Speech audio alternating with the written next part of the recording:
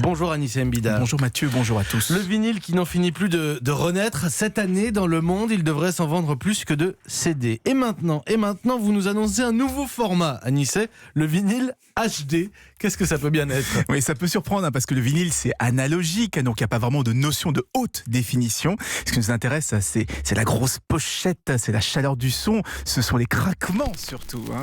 Mais en fait, le vinyle HD, c'est avant tout une nouvelle méthode de fabrication avec une gravure au laser et ça permet plusieurs choses. D'abord, d'avoir 10 minutes de plus sur chaque face. Donc on le retournera moins. Ça, c'est déjà une belle chose, oui. Et il y aura moins de double album.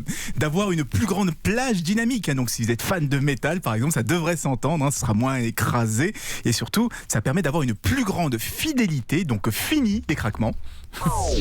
La qualité restera la même du premier pressage au dernier. Plus besoin d'acheter, vous savez, des éditions limitées là, qui coûtent extrêmement cher. Est-ce qu'il faudra de nouvelles platines pour lire ces vinyles HD ? Non, et c'est la bonne nouvelle, ça reste un micro-sillon, donc toutes les platines actuelles pourront les lire. Vous savez, ça fait plus de 70 ans qu'on utilise le même processus de fabrication avec des produits chimiques polluants, des copies de master. Il était temps d'avoir quelque chose d'un petit peu plus moderne, d'autant qu'avec ce nouveau procédé, les coûts de fabrication vont être divisés par 2.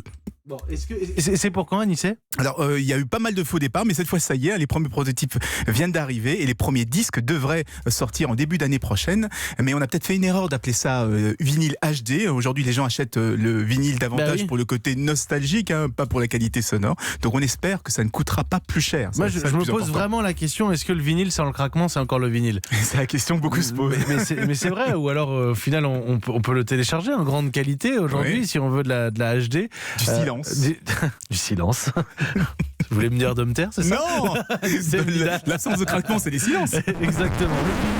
Le vinyle et le scratch, évidemment. Le vinyle est-il encore le vinyle sans le craquement ? Vaste débat. Merci Anissa Mbida.